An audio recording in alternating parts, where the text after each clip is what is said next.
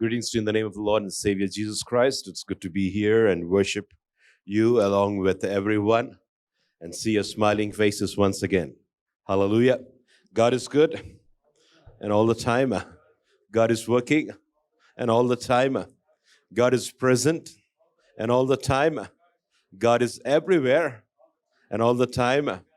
This is the four key very aspects that we need to know every day in our life, that He's on the throne, even though whatever might happen in our life, that He's with us. He never leaves us nor forsakes us. That's a great blessing. Today on this, we all over the world, they celebrate today as called as Palm Sunday. And this Palm Sunday, when we come and worship God, this is the time that people come together. Maybe if we had time, we would have gone on the roads and roaming around with palm trees, saying, "King has come into this world." So everywhere around the world, you find people coming and they take the palm branches, they go around. And this is written. Mostly, we're going to open the Bible. If you have your Bibles, to book of Matthew, 21st chapter. The book of Matthew, 21st chapter. I request you to please open your Bibles. And after you open so, you can say, "Amen." I'm going to go ahead. We're going to talk about King Jesus, who has come into Jerusalem for this last time. Before he was to be crucified, we see this chapter and we talk about what God has done, the story. We know the story very well. I want to once again summarize what has happened in those days. That Jesus, when he wanted to come into Jerusalem, he ordered two of his disciples to go into the city beforehand, opposite to a village. Go and you'll find a colt over there, a donkey, and bring the donkey. And when you come back, if anybody asks you, why are you taking this donkey? Jesus said, tell those people that it's the master, the Lord, who wants the donkey, and they will give it to you. And as they came back, the disciples put their cloaks, their dresses, the outer garments on the donkey, and Jesus sat on the donkey. And as they were going inside the city of Jerusalem, there were people before Jesus and after Jesus. They were shouting, "Hosanna to the King of David, King of David." And they were singing praises to him. The whole city was turned upside down. They were watching and they were trying to know who he was. Today, my topic, I want to go very quickly. I'm going to talk about our King as we worship our King. In those days, people were worshiping Jesus for different reasons. The first thing, our worship should be always, if you can open your Bibles, I'm going to read this verse. If you can open the Bibles, book of Matthew, 21st chapter. And it says like this in the 9th verse. The multitudes who went before and those who followed cried out, saying, "Hosanna, the Son of David. Blessed is he who comes in the name of the Lord. Hosanna in the highest." Dear friends, as we come over here, as we worship God, today let us once again be reminded that Jesus is King and is on the throne. He's always on the throne. Even though we might go through sickness, we might go through any problems in our lives, it is always important to understand Jesus is the King. Hallelujah. It is Jesus that we need to have a clear understanding of who he is. If you have your Bibles, you can write down or turn to Isaiah 6th chapter, first verse. In KJV, it says a wonderful verse. In the book of Isaiah 6th chapter, first verse, it says like this: after the year that Uzziah died, in the year that the King Uzziah died, I saw the Lord seated on the throne. That is written in the screen in HCSB version, but in the King James version, it says, I also saw the Lord seated on the throne. What does it mean? That it means that this person who was a prophet, who was an Isaiah, who was a scribe, who already knew what God was, when he had troubles, when there was a king who died, when there were troubles in his life, he knew only one thing, that when he was looking down, he also looked up and saw God on the throne. Amen. You should remember that whatever happens in your life, you should also know that even though there might be turmoil around you, there is somebody who's seated on the throne. He's always on the throne. You might go through the worst times in your life. You might go through things which you do not like in your life, but Jesus is on the throne. You might lose somebody, but Jesus is on the throne. You might be sick, but Jesus is on the throne. You might go through troubles, but Jesus is on the throne, and he is King Jesus. Hallelujah. Hallelujah. Let us remember today, as we worship the King Jesus, when Jesus came into Jerusalem, there were people around who were worshiping God, saying, "Hosanna to Son of David." And today I want to give you the first point you need to understand.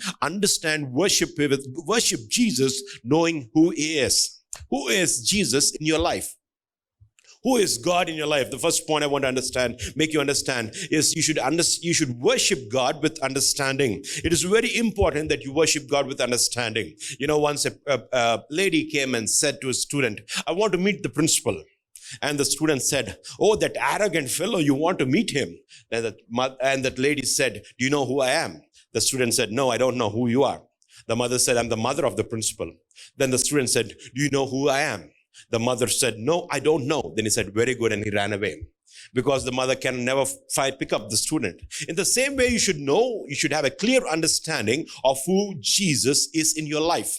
Without having a clear understanding of who God is, whatever worship you give to him, it is vague and it is nothing, my dear friends. When you worship God with a clear understanding, maybe if you go today, maybe in the second service, we're going to go ahead and understand how to worship him. But the first thing I want to make sure, you should understand who you are.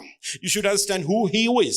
They understood that he was son of David. Their understanding was totally different to what we are understanding. Let me give you a picture of what they were understanding. Their understanding of a king was somebody who would come and take the throne from the Romans, and he would be the king. Their understanding of Jesus was that he would be a ruler. He will kill everybody and become a ruler in Jerusalem. The understanding of the people around was he is a healer. He will come and heal people. That's their understanding. The understanding of people around who were saying, Hosanna to the King of David. They saw the miracles. They heard the miracles. The same stories is written in 4 Gospels. Let me remind you, this very, very important story in the Bible. If you see the birth of Jesus, it's not written in the book of Matthew. Is it written in the book of Matthew? No. It is only written in the book of Luke. If you see, there are many, many things which are skipped by many authors. There are 4 Gospels in the Bible. One is Matthew. Next one is, you can tell me, Mark. Third, Luke. Fourth one is John, right?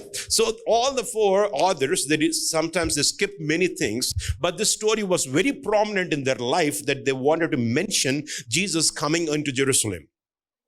In the same way, it's very important. So when they were writing about it, the people's view were totally different. When Mark was writing, he was telling about, he told the story of Lazarus coming out of the grave. So when Lazarus came out of the grave, people heard around that Jesus brought this person, Lazarus, from the death, and he's coming with Jesus. Everybody came around and were looking for Jesus. That was their understanding. My dear friends, today I want to ask you, why are you worshiping God? With what reason have you come over here to worship? If you have come here to worship, only get your needs to be met. If you come here to just worship, to say, I just come because he has saved me from something, or he has healed me for something, let me tell you, you should know a clear understanding of who he is. There was once a man who came with a white dress and he sat in the front seat of the church. And there was one lady who was the elder.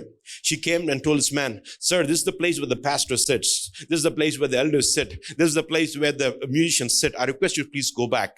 And as he was sitting in the back, there was some other person who said, this is the fan. You see the fan up there? Every Sunday I come and sit over there only. Please go back. So in the same way, he was made to sit in the back, in the last seat of the church. And suddenly after the service, there were 100 people who came and ran over to the pastor and said, where is that person who was in the white dress who came and sat over there? This is a real story that happened in Scotland. And the pastor said, he sat somewhere in the back and he went away. Then the people said, he is the king of Scotland. He came without a royal robe. He came without an attire, but you put him in the back. In the same way, when you come to Jesus, without having an understanding in your life, it's very important. It is very important to know who your Lord is. Do you know who he is? For some of us, because he has saved us from sin, he's only a savior.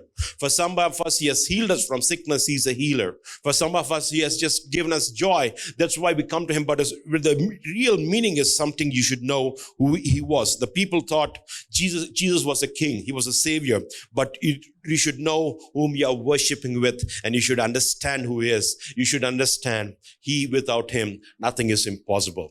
You should understand you are only alive because of him. You should understand that whatever might be going in your life, he is there, he's on the throne. You should understand, even though it is good, it is that happening. It is bad that is happening, he is still there for you. You should understand that when you know you are king, when you know your maker, you will always worship him with true heart. Hallelujah.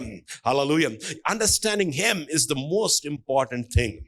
That's the word of God. And when Jesus was about to die, if you go home and read from John 14th chapter, the last chapters of Jesus on this earth, he spoke these words. If you remain in me and my words remain in you, whatever you ask will be happening to you. Dear friends, it's very important to understand who Jesus was. The second thing, our worship should be with actions.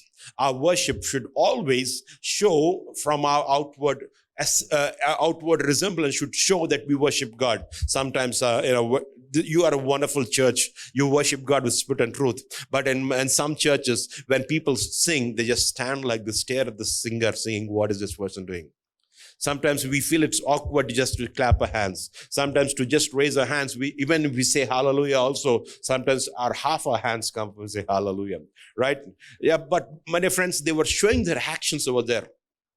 What are the actions the people were showing over there? They used their cloaks they put it on the floor, and they made Jesus to the donkey and Jesus on the donkey to ride on the cloaks. They put palm leaves under it, and they made such a shouting noise, saying these words, which were saying like this. In the 9th verse, it says, "Hosanna to the Son of David! Blessed is he who comes in the name of the Lord! Hosanna!" To the shout. They were crying, and the word says in the 10th verse, Matthew 21st chapter 10th verse, when he had come into Jerusalem, all the city was moved, saying, "Who is this?" They were doing something with worship. They were shouting out to God. They were clapping out. They were shouting. They were giving a great shout of joy. And when that happens, the glory of God fills the place. Hallelujah. We can little shout, or we can say hallelujah. Hallelujah. Dear friends, when we shout to God, there is a power, dear friends. When our actions shout, when India wins a cricket match, I can't be silent. I shout and clap, right? When I get, it never happened, but if I get a first rank, you know how it's going to be? I'm going to shout, I'm going to tell everybody that I got a first rank, right? These people, they only saw miracles of God. They only saw God doing great things. Their expectations were something different. Even though their expectations were different, they were all the time shouting and showing their appreciation to God. Dear friends, as a children of God, as knowing the true God in our lives, it's more important that we shout, we show our gratitude by clapping our hands, by dancing. Not only that, my dear friends, it's very important that when we shout out to God, there is a great thing that happens. Let me give an example what happens. You know the story of the walls of Jericho. It was not the prayers that the walls of Jericho fell down in the book of Joshua. There were 7 times they were going around the city. They were praising God. At one shout of praise, what happens? The wall of Jericho, they fell down. Dear friends, there's power when people come together and they shout and praise God. There is a great heavenly realm which releases and which does wonders. Hallelujah. Let me give you much more examples in the Bible. When Solomon was dedicating the temple, he was giving a lot of animals as sacrifice at the altar. The musicians were there. There were people who were shouting to God. They were singing and crying out to God. When they were shouting and crying out and praising God with their voices, the great manifestation of the Holy Spirit came. When the Spirit of God came on the temple, the Solomon could not finish his giving offerings to God. The musicians could not stop. They could not continue the playing of the music, because the glory of God fell on that place. Hallelujah. When you shout, when you praise God, when you worship God, even though whatever might happen, in the book of 1 Thessalonians, 5th chapter, it says like this in 18th verse, in all things, if you can put the verse, I think if you can open your Bibles, I think it's 1 Thessalonians. It says like this, 18th verse, in everything give thanks, for this is the will of God for you. 1 Thessalonians 5:18. Everything give thanks, for this is the will of God in Christ Jesus concerning you. That means in everything. You might have failed your exams. You might be a miserable person. You might have got sickness in your life. You might have something which you do not like in your life. But the word of God says, give thanks always. Hallelujah. What does it mean to give thanks? Once I went to a meeting in an old village near to Visakhapatnam. As pastors, it is our prime responsibility. We want to show ourselves as a good preacher, right? So I was preparing for my message. As I was preparing for my message, the pastor who invited me, he said, Pastor Garu, before you preach, I want to give a testimony. I said, okay, sir, please. And he was telling something about himself. I was checking the Bible verses to give a very good message. Then he said, you know why I kept this meeting? The pastor said, my son, he studied 10th grade, 10th class. Then I thought, okay, this is something, a Thanksgiving meeting. He passed all his exams. He got first rank. That's what's going in my mind. I was ready to talk about something very good. Then he said, my son failed in 5 subjects in 10th public exams. This is why I'm giving this meeting. My mind blew up. I didn't know what to preach. If God does something good in your life, you're going to have a Thanksgiving meeting. If you get a promotion, you're going to have a testimony over here. If you have something, a miracle in your life, you stand up over here and shout to God. But dear friends, let me tell you that this person, this pastor, made me think about what Thanksgiving was, what giving praise to God was. Dear friends, whatever might be good or bad in your life, start praising God, even though whatever might happen. Hallelujah. Hallelujah. These people who, when Jesus entered into Jerusalem, they did not have an idea whom they were worshiping. They did not have the idea of the right way of worship. Their actions were showing. But let me tell you, as the body of Christ, as people who are called by the name of Jesus Christ, who are purchased by the blood of Jesus Christ, let us have an understanding that we are called to praise Him every moment in our life. Even it is good, even it is bad. Even you might have lost something, start thanking God for that. You might have lost someone in your life, start thanking God for that. You have lost a job, start thanking God for that. You might still be in time of death, start thanking God for that. You might be in a position where you do not have anything else. Every door is closed. Start thanking God for that. When you start giving praise, your walls of Jericho will fall down. Hallelujah. Hallelujah. Unless you start praising God, unless you start worshiping God, unless you start shouting to God, you cannot see miracles happening in your life. The walls of Jericho fell down because these people started to shout to God. Give me some more examples in the Bible. There were 32,000 people who were ready to go and fight against the Philistines in the time of Gideon, right? We know the story of Gideon very much. He was hiding in his place. He was scared. He was a coward, if you call him in nowadays. You might say he's a coward. But angel of God comes over there in the book of Judges 6th chapter and says, you man of mighty valor. He was hiding from the Midianites. He was hiding from the enemies. This is the same scenario that we're having, right? We are afraid of COVID. You don't know if it comes, we're afraid. We want to sit down and make ourselves safe. Gideon was doing the same thing. He wanted himself to be safe. But an angel of God comes and says, you man of mighty valor. It also blew his mind. He was hiding. But the angel said, you are a man of valor. He said, you are a great man. You can do great things. When he came to know that God is with him, there were 32,000 people who were ready to go and fight the Midianites over there. When they went over there, they saw a pond over there. You know the story very well. And God said, look at those people. Select some people. So out of them, you know the story, some people were starting to drink like animals drink from the water. But there were only 300 people who took the water from their hands and started drinking from the pond, from the river. Those 300 people, in the middle of the night, when they gave a shout of victory and we went against thousands of people, God gave them victory over just 300 people. Imagine that. When we praise, when we shout, when our actions are just not clapping, when our actions are not just saying hallelujah, when you know your God, the second thing, it comes out automatically. The word of God says, out of your stomach will come out. Whatever is in your stomach, whatever is in your heart, it will come out. Hallelujah. If you go and ask somebody about how is a movie, if they like the movie, they will tell something good about it. If they don't like it, you know what they will say? They will talk about negative about it. Let it be a movie, let it be a person, let it be anything else. If they don't like about it, they always start with negativity. Oh, that movie is something like that. Oh, that person is like that. You know, when you know your God, when you start worshiping your God, out of your tummy will come praises. Hallelujah. This was the truth that the disciples knew about it. When they was filled of the Spirit, if you know in the book of Acts 16th chapter, we know the story very well.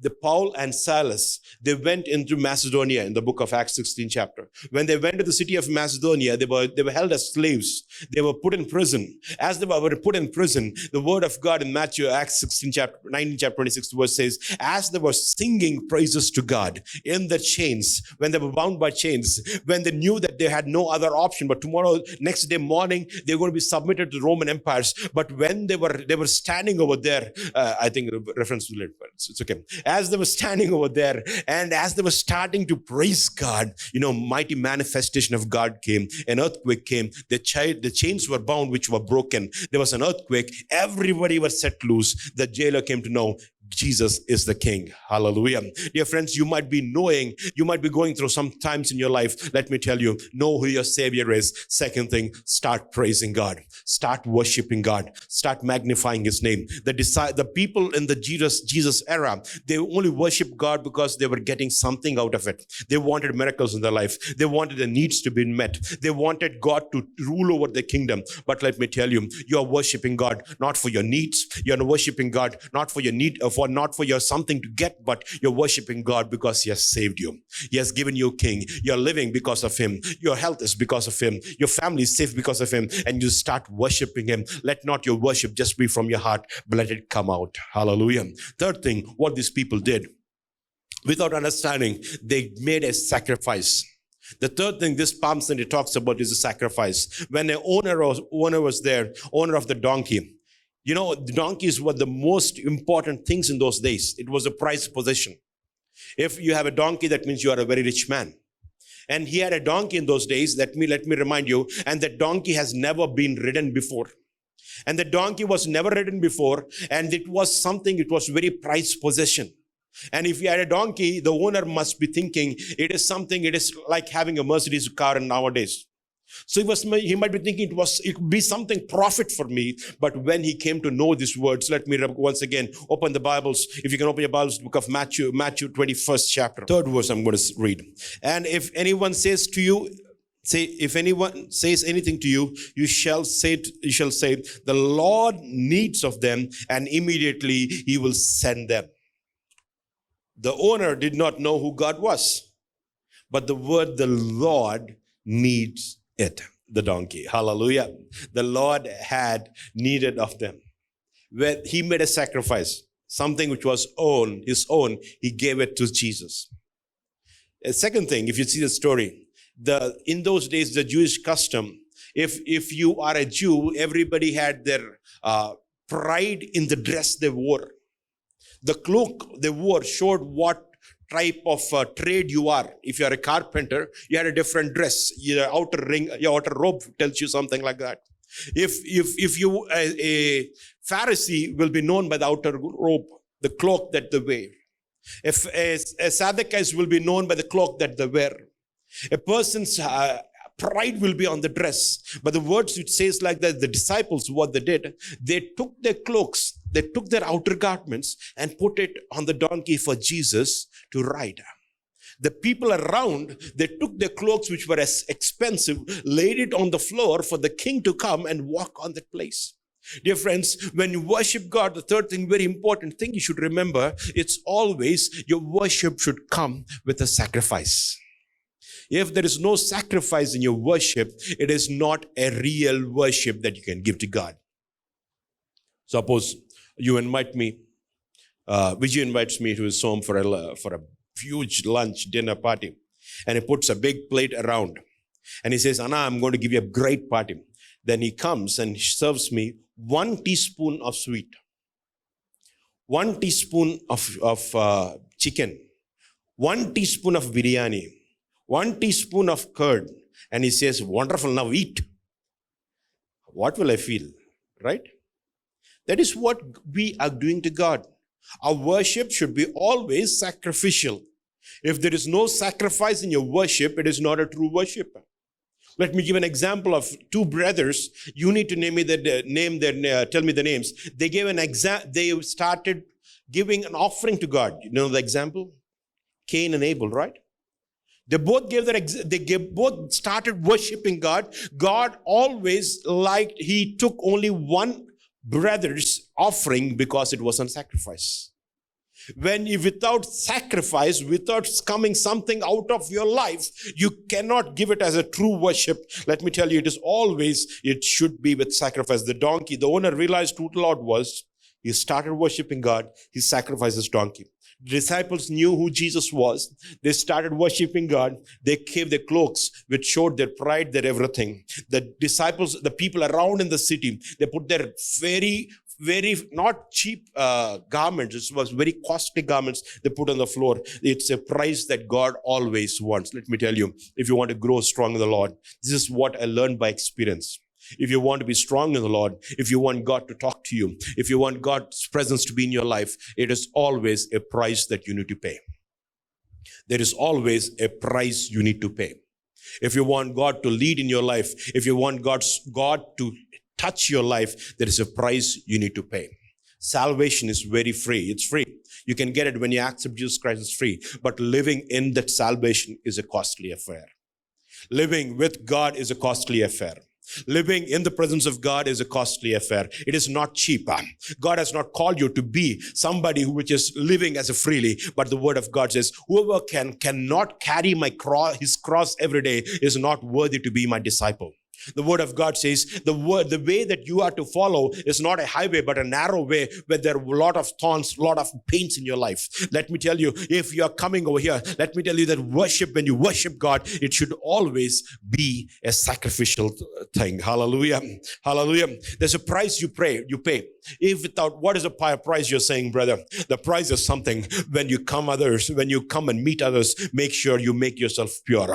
When you meet others, make sure you're holy. Make yourself get away from places where sin attracts you. Get away from places where you fall into sin. Let me give an example of Joseph. He knew that he could easily fall into sin by having adultery with the Potiphar's wife. But he ran away from that place because he wanted to safeguard his holiness. Hallelujah. Hallelujah. That is what I'm talking about. When God says that is worship, worship doesn't mean all these instruments. Worship doesn't mean singing. Worship doesn't mean just standing over here and clapping your hands or raising your hands. But worship is your life is worship. Hallelujah. Your worship is something. Let me give you once. After many years, maybe after 20 years of being a pastor, I learned one thing. Let me tell you what I learned about worship. Worship is not how good the musicians play. Worship is not what you sing. Worship is not how God touches you. That is not at all worship. Worship is what you give to God. That is worship. Hallelujah. It took me such a long years to understand. Worship is not how good we just sang. Worship is not how the wonderful musicians, how they played. It is what you give to God. That is worship. I'm going to close within a few minutes. That is worship. Dear friends, when you come and worship God, how are you worshiping? Let me give an example of all the tabernacles, all the temples that Jesus, God himself wanted his temple to be. Example, tabernacle of Moses. When God said, I want to be among you people, he put musicians, he put people to be around, but they were not in the holy place. They were outside the holy place. When the Solomon's temple was there was a place when the most holy place was there, where the glory of God stayed. The musicians, where they were outside the holy place. Music, worship, songs will only lead you to one place, but it is your sacrifice, which is the price that you pay, which will lead you to the God. Hallelujah. Hallelujah. Music will only lead you to the presence of God. But if you want to go into the anointing, if you want to walk in the anointing, if you want to go into the glory of God, it is your life. It's your lifestyle. It's your sacrifice you make. If it's your challenges you take, it is something that you have to sacrifice. You need to get away from people. Psalms 1st chapter, 1st verse. If you know this verse, you should not sit where the scornful people sit. You should not stand where people mock. You should not be where the presence of God takes away, where the presence of God goes away. One man of God said these words. I'm going to tell these words. He said, Alfred, remember these words very well. He said, it is very easy to understand and know when the presence of God touches you. When you worship God, you can understand God is touching your life. When you're singing songs, you can understand where God comes and touches your life. But it's very hard to understand that when the presence of God leaves you. We never know when the presence of God leaves. The Holy Spirit is a gentleman. He never tells you, I'm leaving, bye-bye. He never says, bye-bye. As soon as sin enters your heart, as soon as something that you don't pay the price, as soon as there's no sacrifice in your worship, the Holy Spirit will walk from your life, from your room, from your place, from your life. You need to pay the price. The word of God says, Peter says, since he is holy, you also be holy. Hallelujah. Dear friends, when King Jesus came into that place, those people, they did this thing, first thing. They did not know who King Jesus was. They thought he had come to be a king and to be a ruler over Jerusalem. But they started worshiping God. The second thing, when they did not have understanding, but they were worshiping with their actions. The third thing, those people, not only that they gave a sacrifice of their clothes, of the donkeys, and they started worshiping God. On this Palm Day, we know who King Jesus is. He's once again coming, not on a donkey, but he's coming in the sky. When he's coming, let me remind you once again, how is our worship today? Do we have a clear understanding of who God is? If you want to know who God is, there is no other way to know him. No pastor, no preacher, no YouTube, no Facebook, but to understand him clearly, only this is the only way for you to understand. There is no person else to understand than the word of God. The second thing, worship with your actions. When you know your God, you will always shout. You will praise him. In the times of pain, in the times of need, start worshiping him. Shout to him. Cry out to him. Not only cry, just start praising his name. And the last thing, your worship should be with sacrifice. May God bless his word. God bless you. Let's all close our eyes and close this service with a word of prayer. Father God, we thank you for the wonderful time. Thank you for talking to us, Lord. Thank you for reminding us how to worship you, Lord. How to be one with you, Lord. How to live our lives as lives of worship, Lord. As we go back home, Lord, be with us and guide us. Be with us the whole week. Help us to be an example to you wherever we go. Help us to show you wherever we go, Lord. And as we come back this Friday, remind ourselves the sacrifice you did for us, Lord. Be with us and guide us. In Jesus' name we ask and pray. Amen.